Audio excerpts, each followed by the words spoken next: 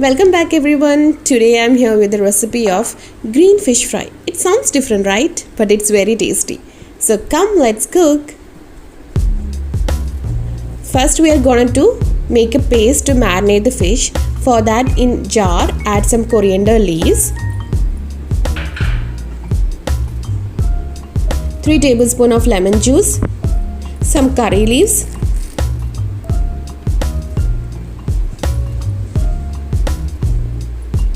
half piece of onion, 3 green chilies, 5 garlic, small piece of ginger, half teaspoon of turmeric powder, salt as per taste, and about 2 tablespoons of pepper powder, and make a thick paste of it. Now we are going to marinate the fish. So for that, apply the paste on both sides of the fish and marinate it about 10 to 15 minutes. So while making this paste, there is no need to add water. After 15 minutes, we can fry the fish. So for that, in a pan, add some oil.